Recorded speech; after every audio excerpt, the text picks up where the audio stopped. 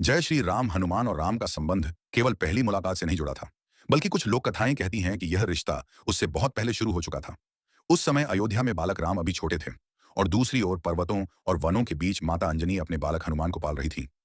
बालक हनुमान चंचल थे, तेजस्वी थे, और उनकी ऊर्जा इतनी प्रबल थी कि कई बार माता अंजनी भी उन्हें संभाल नहीं पाती थी।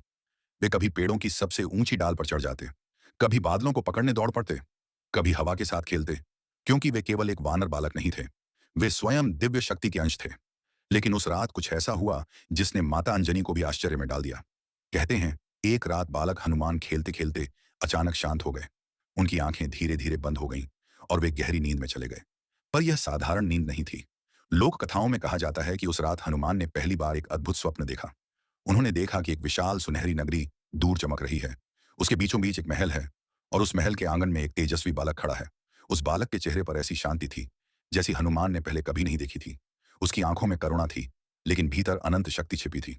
बालक हनुमान उस स्वप्न में धीरे धीरे उस बालक की ओर बढ़े, जैसे किसी अदृश्य शक्ति ने उन्हें बुलाया हो। जैसे ही वे पास पहुंचे, वह तेजस्वी बालक मुस्कुराया और केवल एक शब्द कहा, हनुमान। कहते हैं, वह आवाज इतनी मधुर थी कि हनुमान का हृदय भीतर तक कांप उठा। उन्होंने पहली बार किसी को देखकर अपने मन में ऐसी शांति महसूस की, जैसे सदियों से बिछड़ा कोई अपना सामने खड़ा हो। हनुमान उस बालक के चरणों में बैठ गए, और बिना समझे ही उनकी आंखों से आंसू बहने लगे। वह बालक आगे बढ़ा, उसने अपने छोटे हाथ से हनुमान के सिर को छुआ, और उसी क्षण हनुमान ने अपने भीतर एक ऐसी दिव्य ज्योति महसूस की जिसे शब्दों में नहीं कहा जा सकता। जैसे उनके जीवन का उद्देश्य उसी एक स्पर्श में छिपा हो। तभी अचानक स्वप्न टूट गया। हनुमान हड़बड़ाकर उठ बैठे। उनकी आंखों से सचमुच आंसू बह रहे थे। माता अंजनी ने उन्हें देखा और घबरा गईं। उन्होंने पूछा, पुत्र, क्या हुआ? लेकिन बालक हनुमान केवल एक ही बात बार बार कह रहे थे, माँ। वह कौन था जिसने मुझे मेरे नाम से बुलाया? माता अंजनी ने उन्हें सीने से लगाया, लेकिन उनके पास उस प्रश्न का उत्तर नहीं था।